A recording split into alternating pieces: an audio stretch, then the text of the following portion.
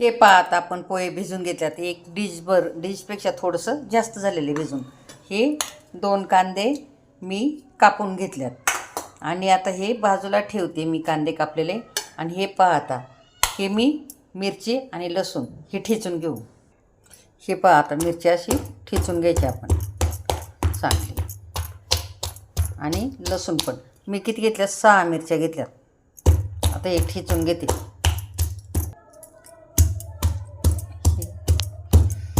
असं लसूण हे चांगलं ठेचून घेऊ. हे पहा, आता आपला ठेचा ठेचून झाला आहे. हे पहा, आता आपलं तेल तापले, आपण शेंगदाणे तळून घेऊ. हे पहा, आता आपले शेंगदाणे तळून झाले. आता काढून घेऊ आपण.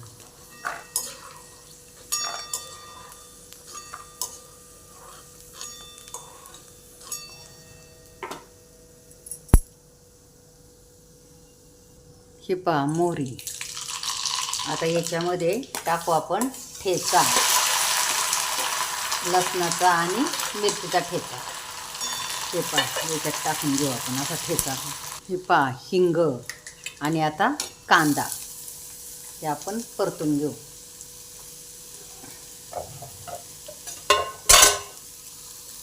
हिंग टाकून झाले. आता आपण जिरे पावडर टाकून घेऊ. पावडरच टाकायची, टेस्ट बघा कशी लागते. तुम्ही वाटलं तर ही टीप समजा माझी.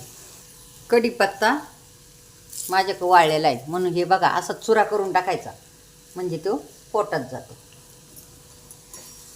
हे थोडं तेल कमी पडले म्हणून मी थोडंसं तेल टाकून घेतलं. हे पहा, आता मी कांद्यात मीठ टाकून घेतलं.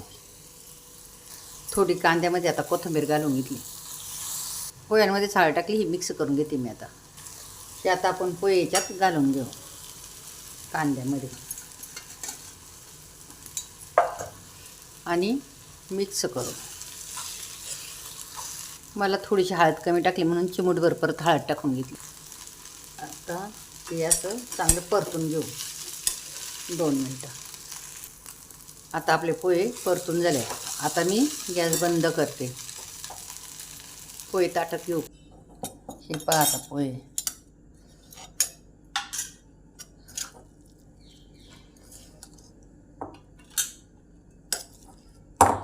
हे असे छान पोहे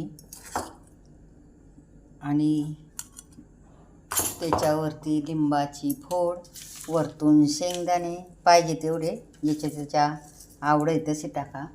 आणि थोडीशी वरतून कोथिंबीर, त्याच्यावरतून थोडंसं हे पहा लिंबू पिळून घेतलं.